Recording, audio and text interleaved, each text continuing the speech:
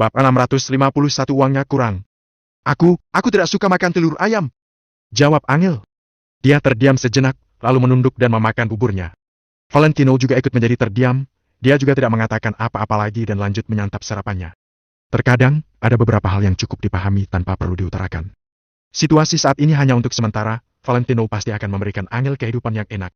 Setelah mereka selesai makan, Angel pun mengambil pakaian Valentino yang bersih dan mengancingkan kancing bajunya dengan lihai seperti dulu. Cuaca di luar sudah mulai dingin, jadi kamu harus pakai pakaian yang sedikit lebih tebal, kata Angel dengan nada serius.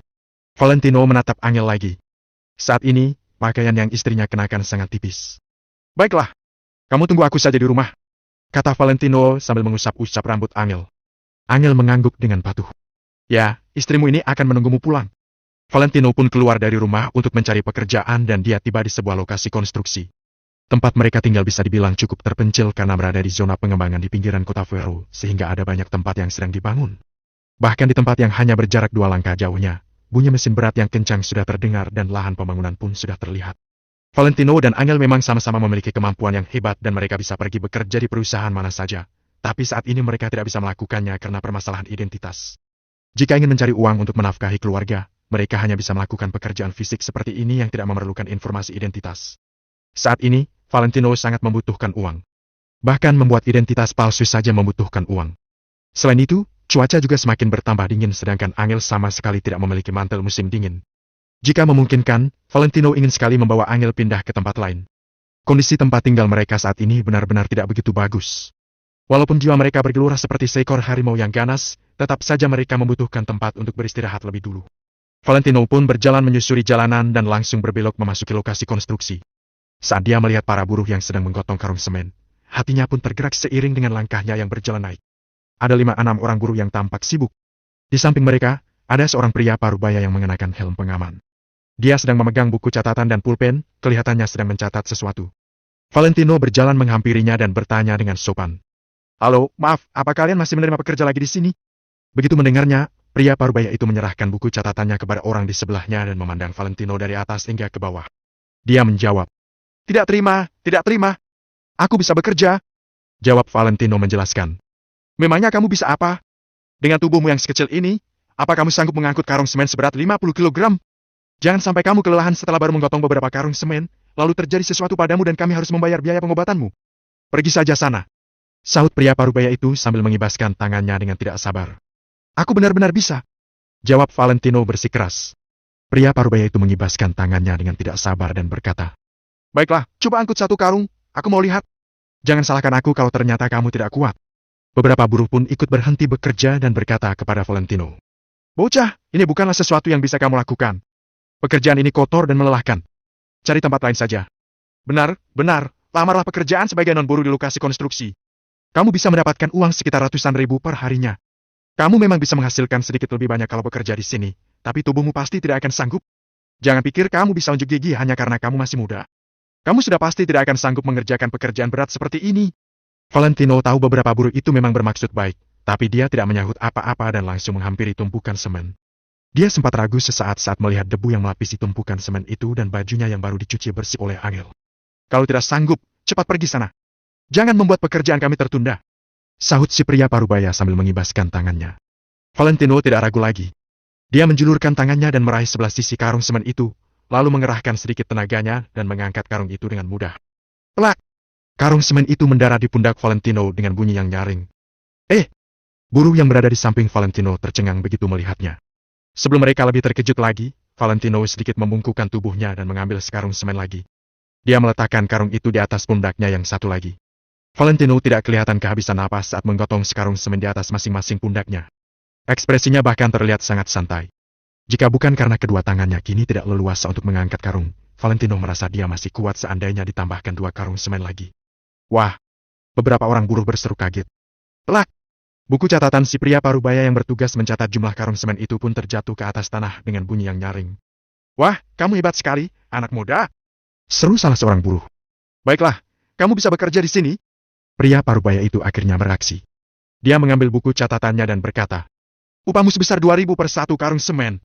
Semakin banyak kamu bekerja, semakin banyak pula upahmu. Silakan mulai bekerja. Tidak perlu mencatat namaku, kan? Tanya Valentino sedikit ragu. Tidak usah, kamu adalah buruh nomor 6. Sana, mulailah bekerja. Jawab si pria parubaya sambil mengibaskan tangannya. Anak muda, pekerjaan kita di sini adalah pekerjaan orang rendahan. Tidak akan ada yang peduli dengan orang rendahan, jadi tidak perlu mengingat nama semua orang. Ayo bekerja dengan sebaik mungkin, kata seorang buruh yang terlihat sedikit lebih tua dari Valentino sambil menepuk-nepuk bahu Valentino. Valentino juga tidak ambil pusing dan segera mulai mengangkut karung semen. 2.000 per karung semen. Jika dia bisa mengangkut sedikit lebih banyak, dia pasti bisa membelikan anggel pakaian yang tebal. Cuaca perlahan menjadi semakin dingin dan suhu udara pelan-pelan menurun. Awalnya Valentino merasa sedikit dingin, tapi keringat membanjiri tubuhnya seiring dengan gerakannya yang mengangkut dan menurunkan karung semen. Debu semen menutupi sekujur tubuh Valentino, mulai dari ujung kepala hingga ke ujung kaki. Valentino sama sekali tidak memedulikannya. Dia terus mengangkut 2 karung semen sekaligus dengan kecepatan yang sama sekali tidak melambat. Mereka terus bekerja dari pagi hingga siang hari. Valentino pergi bersama para buruh lainnya untuk makan beberapa suap di kantin dengan secepat mungkin, lalu kembali bekerja. Di penghujung hari, Valentino pun merasa kelelahan.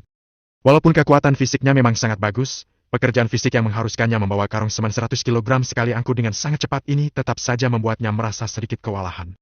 Bagaimanapun juga, dia sudah tidak berolahraga selama beberapa bulan ini. Selain itu, luka yang dia alami akibat perkelahiannya dengan Ega dan yang lainnya kemarin juga belum benar-benar sembuh. Baiklah, kerja bagus hari ini. Awalnya kupikir 2 hari baru bisa selesai, kata si pria parubaya dengan sangat senang. Dia memberikan Valentino serta beberapa buruh lainnya sebotol air mineral untuk masing-masing orang. Valentino segera membuka tutup botol. Dia mengikuti gerakan para buruh itu, mengangkat botolnya ke udara, dan membuka mulutnya lebar-lebar untuk meneguk air. Jika mulut botol diletakkan tepat di bibir, maka debu semen yang ada di bibir dan di wajah akan ikut terminum. Saatnya pembagian upah. Pria parubaya itu membuka sebuah tas kecil dari kulit dan mulai membagikan upah Valentino serta buruh yang lain berdasarkan catatan di bukunya. Buruh nomor 6, totalnya kamu mengangkut 590 karung. Akan kubulatkan jadi 600 karung. Ketika si pria parubaya menyerahkan uangnya kepada Valentino, dia terlihat sangat bermurah hati. Para buruh lainnya hanya mendapatkan sekitar 800.000 dan hanya Valentino seorang yang mendapatkan 1,2 juta. Akan tetapi, Valentino sedikit mengernyit dan sama sekali tidak mengambil upahnya itu.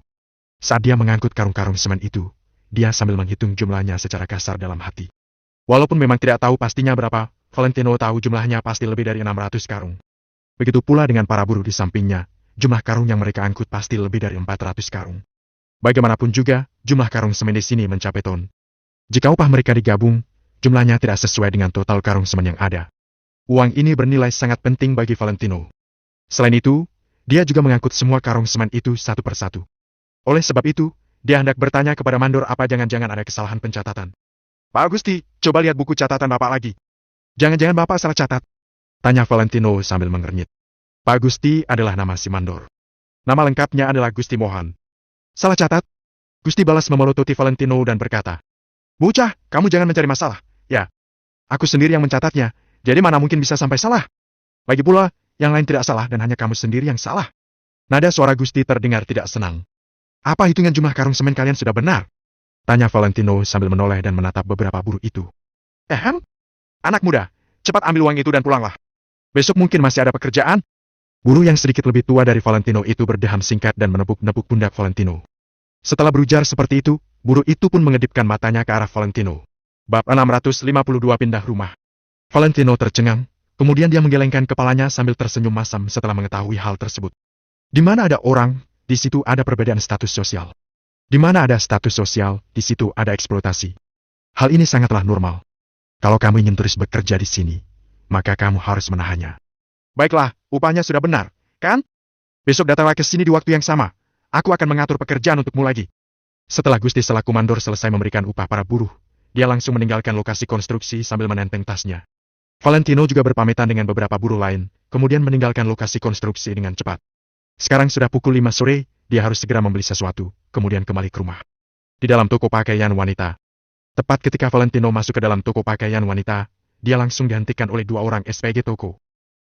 Jangan masuk ke dalam, apa yang kamu lakukan di sini? Tanya seorang wanita sambil mengernyitkan alisnya. Saat ini tubuh dan wajah Valentino dipenuhi semen. Penampilannya yang seperti ini sungguh mengejutkan. Aku ingin membeli baju yang sedikit tebal. Valentino berhenti sejenak sambil berdiri di depan pintu toko. Bukankah dia si idiot itu? Tiba-tiba dari dalam toko, seorang tenaga kebersihan berjalan menghampiri. Kalau si kenal sama dia? Seorang SPG toko tercengang melihat situasi ini. Dia tetangga rumah kami. Setelah melihat Valentino, Lucy pun tahu kalau dia sudah pulih. Aku ingin membeli baju, kata Valentino sambil melihat Lucy. Baju-baju di sini harganya mahal, kamu? Lucy belum selesai bicara, tetapi maksud dari perkataannya sangat jelas. Semua orang di kompleks tahu bagaimana kondisi Angel dan Valentino. Baju yang paling mahal harganya berapa? Valentino bertanya sambil mengernyitkan alisnya. 1.136.000. Jawab seorang SPG toko tanpa ragu. Di tempat terpencil seperti ini, baju seharga 1 jutaan sudah sangat mewah. Lagi pula ketika Angel bekerja sebagai pelayan hotel dahulu, gajinya hanya sekitar 3 juta sebulan. Baiklah, kalau begitu aku mau baju yang paling bagus. Akan tetapi, meski Valentino hanya punya uang sebanyak itu, dia tidak ragu untuk membeli baju yang paling bagus. Kedua SPG toko tercengang ketika mendengar kata-kata Valentino. Lucy pun menatap Valentino dengan ragu. Semudah itu dia membeli baju seharga 1 jutaan. Tingkah Valentino saat ini benar-benar seperti idiot, bukan? Lagi pula daya beli masyarakat di daerah ini sangat rendah. Namun Lucy dan kedua SPG toko seketika membisu ketika melihat Valentino mengeluarkan uang. SPG toko dengan cepat langsung mengemas baju yang sesuai dengan keinginan Valentino, kemudian membuatkan nota lalu memberikannya pada Valentino. Meskipun baju yang Valentino pakai sudah usang, dia tetap saja seorang pembeli, maka mereka dengan cepat mengubah perlakuan mereka terhadap Valentino. Dari mana datangnya uang pria itu? Uang sewa rumah saja hanya 400.000 sebulan. Mengapa dia mau membeli baju semahal ini? Lucy bergumam ragu ketika melihat Valentino berjalan sambil menenteng baju. Di jalan, Valentino menemukan sebuah toilet umum. Dia mencuci wajahnya dan menepuk-nepuk semen yang ada di tubuhnya. Setelah terlihat tidak terlalu kotor, dia bergegas pulang ke rumah. Sementara itu, Angel sudah menyiapkan makanan dan menunggu Valentino di rumah. Tino, kenapa ada banyak semen di tubuhmu? Angel sedikit bingung ketika melihat Valentino pulang ke rumah dengan tubuh yang dipenuhi semen. Tetapi dia tetap memeluk Valentino tanpa ragu. Aku berjalan-jalan mengelilingi lokasi konstruksi, ada banyak debu di sana. Valentino menjelaskannya sambil tersenyum. Kemudian dia berkata sambil mengangkat barang yang ada di tangannya. Lihat apa yang kubeli untukmu? Namun, Angel tidak melihat barang yang Valentino belikan untuknya. Dia malah memperhatikan kedua tangan Valentino yang memerah. Angel merasa bersalah. Hari ini aku mengecek di ponsel, di sekitar sini ada banyak pekerjaan yang bisa kukerjakan. Kata Angel pelan. Tidak boleh, kamu harus mendengarkanku. Aku akan menyisihkan sedikit uang, kemudian kita pindah ke tempat lain untuk tinggal. Setelah beberapa waktu, kita baru menghubungi Pak Hendrik, lalu kita bisa kembali ke kota Neo. Valentino berbicara dengan nada yang meyakinkan sambil mengusap hidung Angel. Baiklah. Angel mengatakannya dengan nada bicara yang sedikit kecewa sambil sedikit menundukkan kepalanya. Lihatlah ini. Valentino membuka tas belanja yang ada di tangannya sambil mengusap kepala Angel. Valentino mengeluarkan sebuah jaket bulu berwarna krem dari dalam tas belanja. Wah, dari mana kamu dapatkan ini? Angel bertanya dengan heran, kedua matanya terlihat berbinar. Kalau kubilang aku mencurinya, kamu percaya? Tidak. Kata Valentino sok misterius. Kamu bisa berbohong juga rupanya. Tapi, jaket ini sangat mahal, kan? Angel bertanya sambil meraba bahan jaket tersebut. Tidak, sedang ada diskon di toko baju. Harganya bahkan tidak sampai 200.000. Valentino melambaikan tangannya. Benar. Angel sedikit tidak percaya. Meskipun daya beli masyarakat di daerah ini rendah, 200.000 pun tidak akan dapat membeli baju seperti ini. Benar, aku tidak mungkin membohongimu. Kata Valentino dengan serius. Angel menganggukkan kepalanya, tetapi dia tetap mengeluhkan Valentino yang menghabiskan banyak uang. Aku punya baju, seharusnya kamu membeli baju untuk dirimu saja. Kamu masih harus pergi bekerja, kalau kamu kekurangan baju, nanti kalau kedinginan bagaimana? Valentino mendengarkan ocehan Angel tanpa henti, kemudian dia tersenyum sambil menyentuh hidung Angel tanpa mengatakan apapun. Meskipun Angel terus mengoceh, kebahagiaan di matanya tidak dapat disembunyikan. Suasana hangat di antara keduanya perlahan menyelimuti kamar kecil mereka. Aku mendapatkan pekerjaan, gajinya lumayan besar dan tidak melelahkan. Hanya saja lingkungan kerjanya sedikit kotor, kamu tidak boleh menjauhiku. Valentino menggosokkan telapak tangannya, kemudian duduk di depan meja makan. Tidak akan, bagaimana bisa aku menjauhimu? Angel melirik Valentino, kemudian melipat jaketnya dengan hati-hati. Cuaca sedang dingin, pakailah jaket itu besok, kata Valentino. Iya, aku paham. Makan saja dahulu. Angel berjalan kembali ke meja makan, keduanya pun makan malam bersama. Beberapa hari berikutnya, Valentino setiap hari berangkat kerja ke lokasi konstruksi. Dia selalu memberikan uang yang dia hasilkan kepada Angel setiap pulang ke rumah. Dibanding kepala keluarga, Angel lebih terlihat seperti kakak perempuan. Dia menghitung pengeluaran mereka berdua dan menyimpan sisa uangnya. Kalau mereka sudah menyimpan cukup uang, mereka bisa pindah ke tempat lain untuk tinggal. Namun, dalam beberapa hari ini, Hendrik sama sekali tidak bisa dihubungi oleh Valentino. Semua kabar di kota Neo diblokir sedemikian rupa, sehingga tidak ada kabar yang bisa ditemukan sama sekali. Akan tetapi, hal yang membuat Angel merasa beruntung adalah Angel tidak bisa mencari masalah dengan mereka lagi. Angel tahu, Valentino bukan tidak ingin membalas dendam, tetapi tidak berani. Meski Valentino memiliki keberanian untuk membunuh Angel sekalipun, dia tidak memiliki kepercayaan diri untuk membunuhnya. Lagi pula, tidak tahu sudah berapa banyak prajurit dari keluarga Wijaya yang berkorban nyawa demi membantu menyembunyikan identitas Valentino dan Angel. Valentino tidak bisa membiarkan pengorbanan mereka sia-sia. Jadi, Angel tahu kalau Valentino tidak bisa bertindak gegabah. Angel tidak mencari masalah lagi adalah hal yang paling Angel inginkan. Hanya saja Angel tidak pernah tahu kalau di dunia ini sudah tidak ada Egi yang pernah mengganggunya itu. Angel, setelah aku bekerja hari ini, sepertinya uang kita sudah cukup untuk bisa pindah rumah. Hari ini, sebelum berangkat kerja, Valentino mengatakannya setelah merenung sejenak. Bab 653 dia hanya pemuda miskin. Iya, tidak perlu terburu-buru. Kalau kita langsung pindah, uang yang kamu kumpulkan dengan susah payah akan langsung habis. Angel merapikan kerah baju Valentino. Tidak apa-apa. Uang habis bisa dicari lagi, itu masalah kecil. Valentino menggelengkan kepala, lalu berkata, kamu tidak perlu selalu menyiapkan baju bersih untukku. Pekerjaan yang aku lakukan kotor, makanya bajuku tidak perlu setiap hari diganti dengan yang bersih. Tidak bisa. Gerakan tangan Angel terhenti, raut wajahnya serius. Suamiku harus mengenakan baju yang bersih setiap keluar rumah. Tidak peduli baju apapun itu, tetap harus bersih. Satu lagi, meskipun untuk sementara ini kamu harus bekerja keras, kamu tetap adalah naga. Jika suatu saat nanti kamu bisa terbang kembali, aku tidak ingin pengalaman ini menjadi sejarah kelam dalam hidupmu. Angel berbicara dengan serius dan penuh perhatian. Hati Valentino pun tersentuh. Jangan khawatir, aku pasti akan kembali menjadi naga. Ucap Valentino, lalu mengangguk mantap. Banyak orang yang mengharapkan dirinya, banyak orang yang menanti dirinya. Menanti dirinya untuk terbang tinggi. Mana mungkin dirinya mengecewakan mereka. Jika demikian, Valentino akan merasa bersalah. Bahkan dia akan memimpikan tentara keluarga Wijaya yang mati. Hatinya pasti merasa semakin tertuduh. Pokoknya kami harus pindah rumah. Di sini sangat terpencil, berita dari luar susah didapat, pikir Valentino. Setelah itu, Valentino berangkat. Angel mengunci pintu. Setelah Valentino pergi bekerja, Angel membersihkan rumah. Kemudian, Angel membuka ponselnya dan mencari pekerjaan paruh waktu di rumah. Keinginan Angel sederhana. Asalkan bisa menghasilkan uang sebesar 40.000 per hari, kebutuhan hidupnya dengan Valentino bisa terpenuhi. Dengan demikian, Valentino masih bisa menyimpan uang. Pukul 5 sore. Valentino meletakkan karung semen terakhir, lalu menarik napas panjang. Valentino telah terbiasa melakukan pekerjaan berat ini, makanya dia tidak merasa terlalu lelah. Bagus sekali, anak muda. Lumayan. Hari ini, kamu sudah memindahkan cukup banyak semen. Gusti, si mandor menghampirinya. Awalnya, dia ingin menepuk pundak Valentino, tapi dia menarik tangannya kembali dengan sedikit jijik. Valentino membalas senyumnya tanpa mengatakan apa-apa. Dia tidak memiliki kesan yang baik terhadap Gusti. Selama beberapa hari ini, Valentino melihat Gusti sebagai seorang yang tamak. Setiap hari, uang yang Gusti potong dari gaji Valentino hampir mencapai 200.000. Namun, Valentino tidak ingin mempermasalahkan ini. Dia juga malas meladeni mandor itu. Manusia berbuat, semesta melihat. Apa yang seharusnya menjadi milik kita cepat atau lambat akan dikembalikan. Gusti mengeluarkan 1 juta dari dompetnya, lalu berkata pada Valentino, besok kamu boleh istirahat di rumah. Kemungkinan selama 2 hari ini, tidak ada yang bisa kamu lakukan. Kalau ada pekerjaan, aku akan menghubungimu kembali. Valentino tertegun, tapi dia tidak mengatakan apa-apa. Setelah menerima hasil kerjanya hari itu, Valentino berencana membawa Angel meninggalkan tempat ini. Karena itu, ada tidaknya pekerjaan bukan masalah. Hari ini, kamu telah mengangkut 600 karung semen.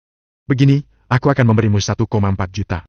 Karena kamu telah bekerja keras, aku akan memberimu lebih. Jangan beritahukan ini pada siapapun. Gusti awalnya kelihatan ragu-ragu, tapi pada akhirnya, dia mengambil uang 400.000 lagi dari sakunya. Dia meletakkan uang tersebut di atas 1 juta yang telah dia siapkan sebelumnya, lalu menyerahkannya pada Valentino. Valentino agak kaget melihat ini. Sama sekali tidak seperti Gusti.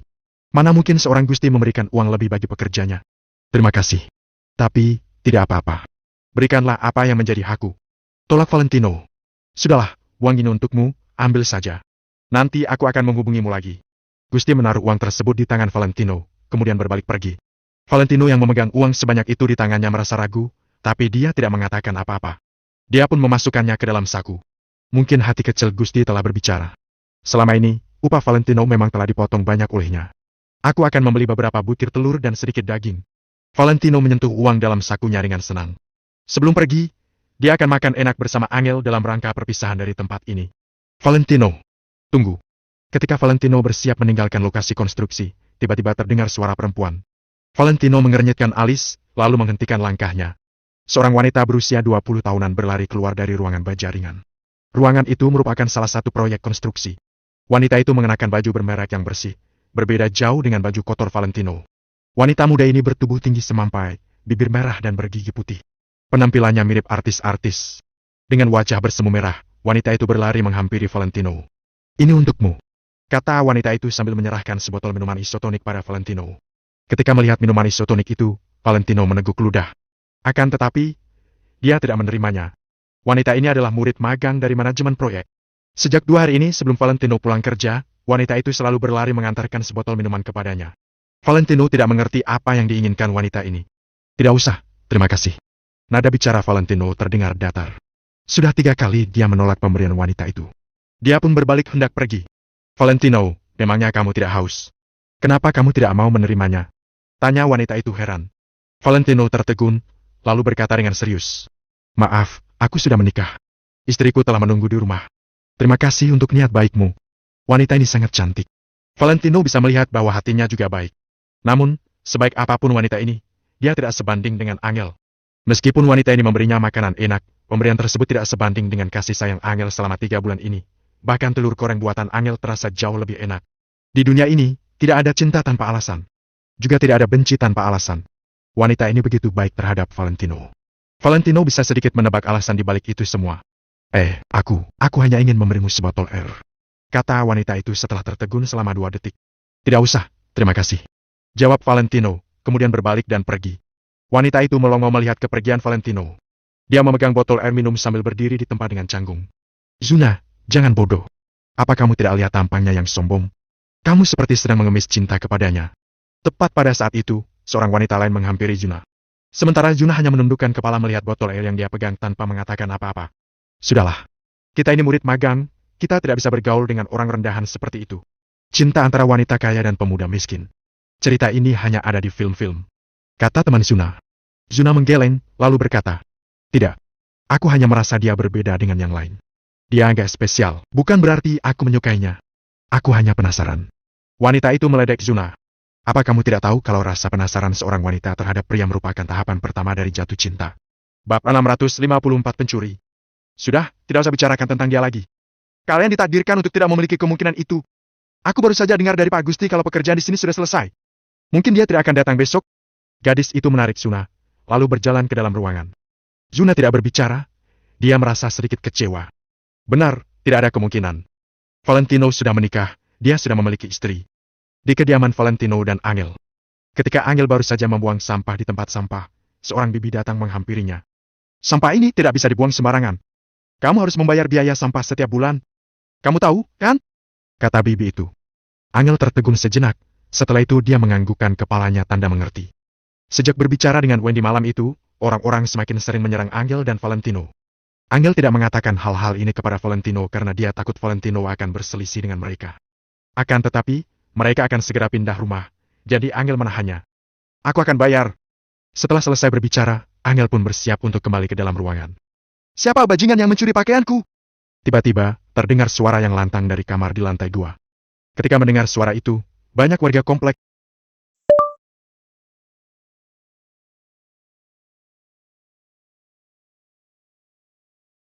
menjulurkan kepala untuk melihat apa yang terjadi. Brak! Seseorang membuka pintu kamar dan ternyata orang itu adalah Wendy yang wajahnya dihiasi riasan tebal. Angel melirik Wendy, kemudian berbalik dan ingin kembali ke kamarnya.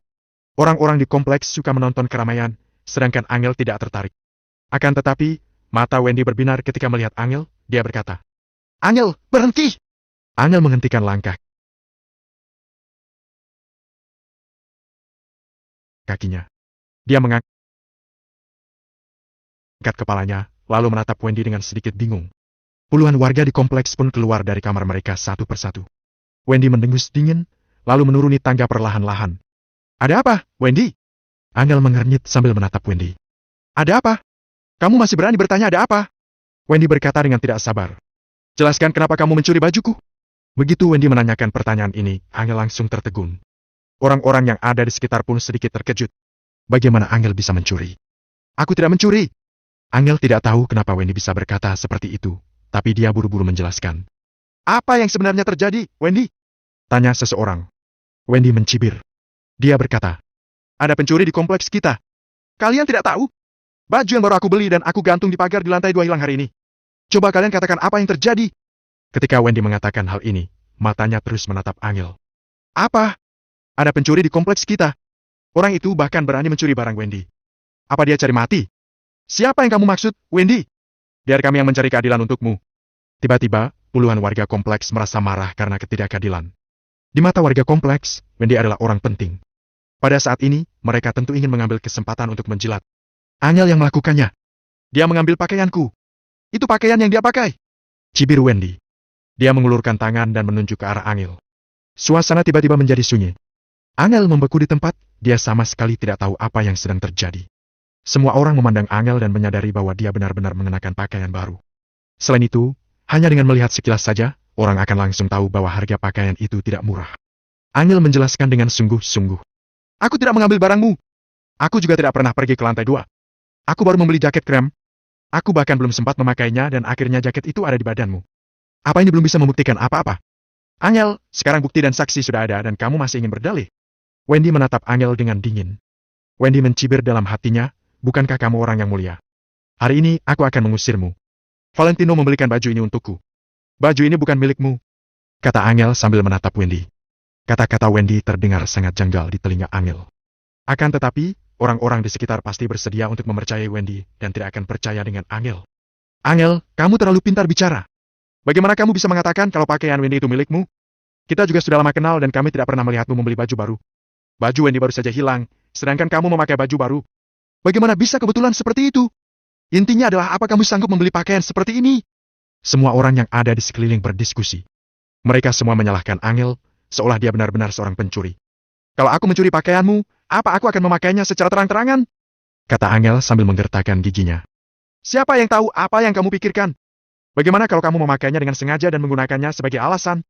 Wendy memutar matanya. Angel meremas telapak tangannya. Hanya ada kemarahan untuk orang-orang itu. Sama sekali tidak ada rasa takut di dalam hatinya. Karena Angel tidak punya simpati terhadap mereka. Baju ini dibelikan Valentino untukku. Ucap Angel kata per kata. Baiklah. Karena kamu bilang kamu sendiri yang membelinya, kalau begitu coba katakan padaku berapa harganya. Wendy melirik Angel. Lebih dari 160.000. Tidak sampai 200.000. Angel langsung mengatakan sesuai dengan apa yang dikatakan Valentino padanya. Ketika mendengar hal itu, Wendy tertegun, kemudian dia tertawa terbahak-bahak. Angel, apa kamu begitu memandang rendah tingkat pengeluaran kami? Baju ini bisa kamu beli dengan harga 160.000. Kenapa kamu tidak pergi merampoknya saja? Bagaimana kalau aku kasih kamu 200.000 dan kamu belikan lagi yang sama untukku? Bukan hanya Wendy yang tertawa. Orang-orang yang ada di sekitar pun tertawa sinis. Begitu dilihat sekilas, orang akan langsung tahu bahwa pakaian ini setidaknya berharga ratusan ribu. Kalau harganya 160.000, apa orang-orang tidak akan memperebutkannya? Kalaupun Angel berbohong, dia seharusnya mencari alasan yang lebih bisa dipercaya, kan? Di mana Kak Sonya? Hari ini Kak Sonya libur, kan? Dia petugas kebersihan di toko pakaian itu, suruh dia datang untuk menjelaskan. Wendy langsung melihat ke arah kerumunan.